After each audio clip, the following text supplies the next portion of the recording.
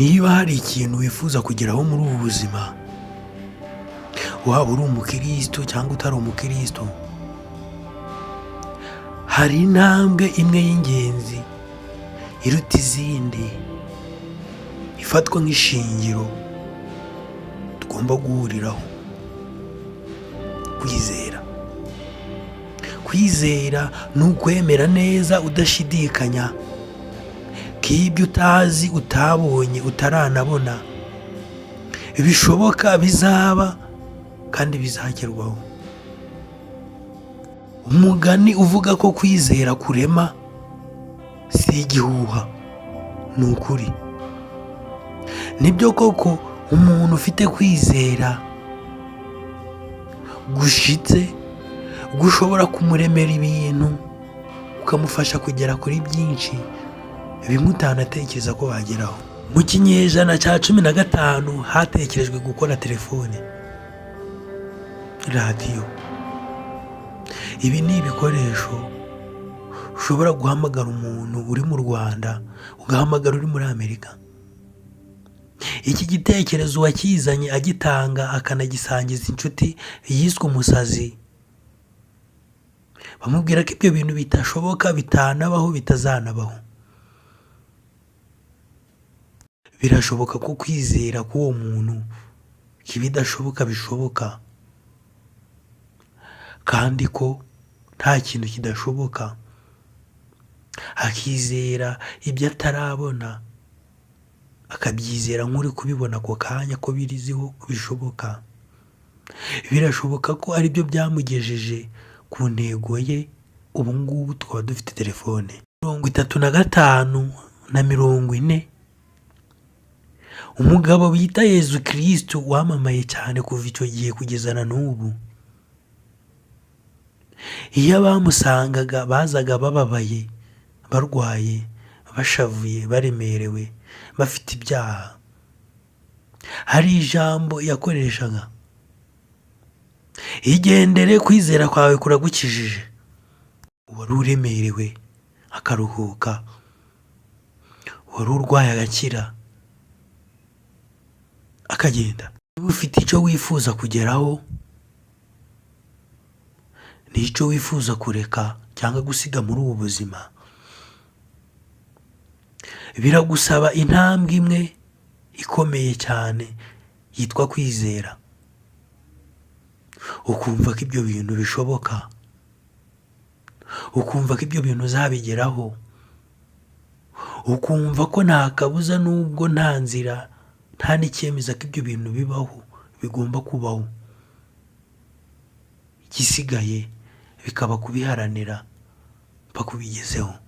Kaza neza muri iri shuri. Niba ari ubwa mbere utwumvise, turagusaba gutanga igitekerezo cyawe muri komenti, ukanakora subscribe kugira ngo n'ibindi bizakugereho. Wabikunda ukabihereza inshuti. Uyu munsi tugiye kurebera hamwe intambwe imwe y'ingenzi ikomeye cyane mu buzima, ishobora kwifashishwa mu kugera ku ntego zawe ushaka kugeraho mu buzima. Yaba ibyo wifuza kugeraho, yaba ibyo wifuza kureka, yaba ibyo wifuza gusiga, iyi ntambwe ikabigufashamo.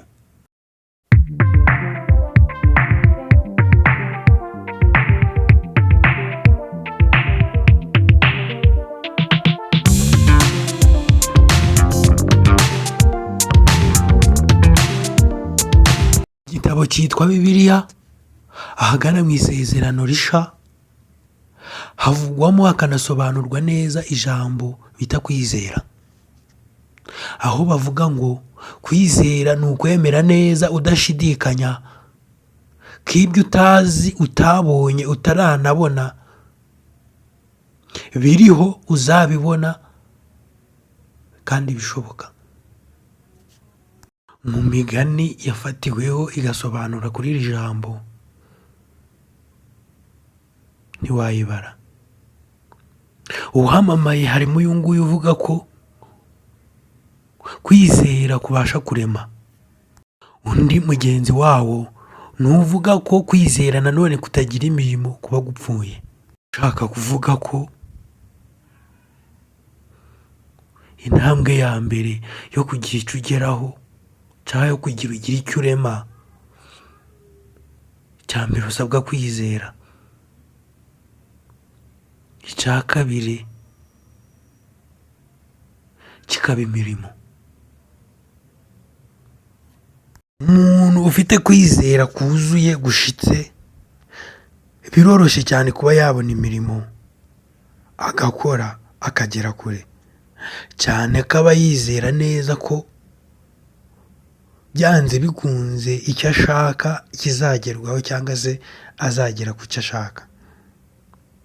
Ariko umuntu ufite imirimo uri gukora cyane udafite kwizera,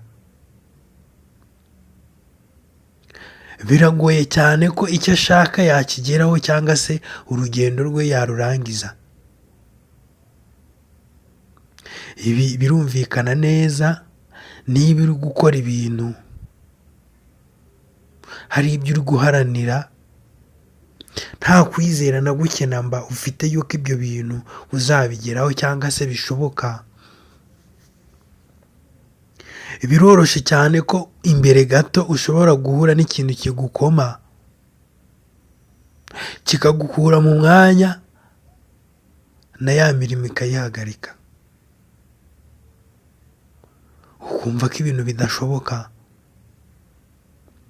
urugendo ukarusubika ukajya gusubikura ibindi nabyo bikazagenda uko. Mara ufite kwizera akagira imirimo, we arimo arakora cyane, arimo arakora ibishoboka, ibiri kumukubita n'ibiri kumushyira hasi ntabyitayeho cyane, kubera ko azi anakiringiye neza ko ibintu bishoboka. Kugira duse neza n'abumva iki kintu, reka dufate abantu babiri muri ubu buzima bafite ibyo bifuza kugeraho n'ibyo bari guharanira bisa, ariko umwe tumugire uwizera, umuntu ufite kwizera gushitse, hanyuma undi tumugire udafite kwizera. Uwa mbere ni ufite kwizera. Uyu muntu azumva neza, anemeze neza ko byanze bikunze ibyo arimo bigomba gukunda. Cya mbere, azumva neza ko intego agomba kugeraho azayigeraho muri ubu buzima. Gatatu, ibyo azahura nabyo bizamuca intege bikamusubiza inyuma, ntabwo biteze kuzasiba ishusho iri muri we indani ashaka kugeraho. Kane, icyo uzakora cyose ntabwo guhagarika uyu muntu ubona imbere ye uhizeye, wizeye neza adashidikanya ko ibyo arimo bishoboka kandi bizashoboka kandi bizakunda, wamuhagarika.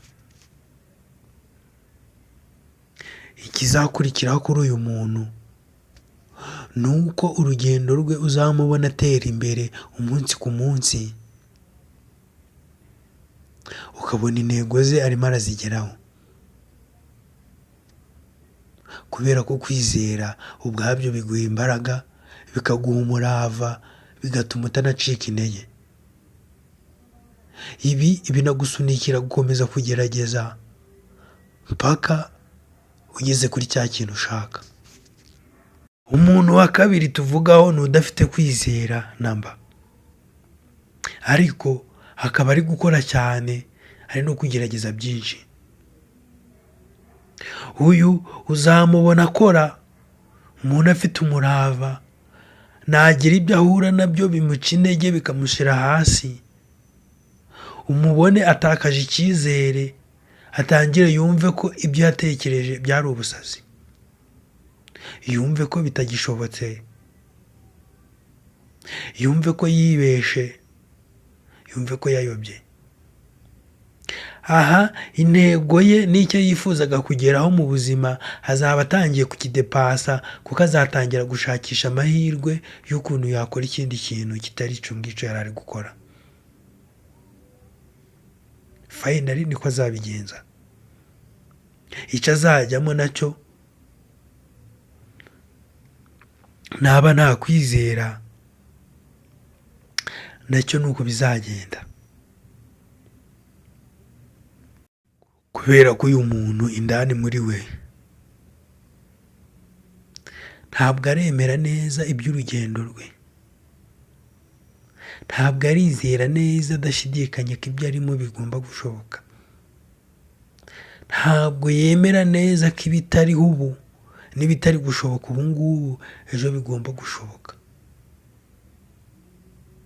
Uzamubona ajarajara agerageza twinshi tudakunda. Uyu ni umutego ukomeye cyane, kubera ko iki kintu cyishe mu buzima utangira kujya inyuma y'abandi, nyamara babishoboye bizeye bafite umurava bagomba kugerageza bumva ibintu bishoboka nubwo uyu munsi bidashoboka, uzababona batera imbere umunsi ku munsi, kabone nubwo intego yihaye atayigeraho, ariko uzamubona iteka ari umuntu uri kure cyane ugereranyije n'utarabashije kwizera ibye. Ijambo kwizera nanone ryigeze gukoreshwa n'umugabo bita Yezu Kristo ahagana muri 40, akiza abantu, agahumura impumyi, akababarira abantu ibyaha bitewe no kwizera kwabo, kubera ko yababwiraga ko kwizera kwabo kubakijije. Ibi birumvikana niba hari igihe wicara ukicira imanza ukumva uriyanze bitewe n'ibyo wakoze cyangwa ibyo wanyuzemo, birumvikana ko kwizera cyangwa se kugira kwizera ko ibintu bishoboka kandi bishobora guhinduka, ukagira kwizera guhamye ko ibintu bigomba gukunda, ibi bigusunikira mu muryo ukomeye cyane wo kugera kuri bya bindi bishasha uri guharanira. Niba hari ibyakubase, kwizera ko ibyo bintu bishoboka ko nawe wabivamo ukagira ibindi ujyamo bigakunda ukabivamo. Niba hari ibyo ukora ntibikunde, ejo ukabona ibyo uri gukora birakunze kubera ko ufite kwizera. Umwanditsi w'ibitabo w'umuhanga bita Rick Warren, mu gitabo cye yise Life Delivered Purpose cyangwa se ubuzima bufite intego, ibi nawe yabivuzeho, avuga ko mu gihe ufite icyo ushaka kugeraho n'icyo uri guharanira, intambwe ya mbere iba ikomeye cyane ari ukwizera. Ibi bishamikiye neza, bifitanye isano no kwigirira icyizere, ni bimwe. Kumva ko ibishoboka bishobora kuva mu bidashoboka, kandi ibidashoboka bishobora kubyara ibishoboka. Kwiyumvisha ko urugendo uri kujyamo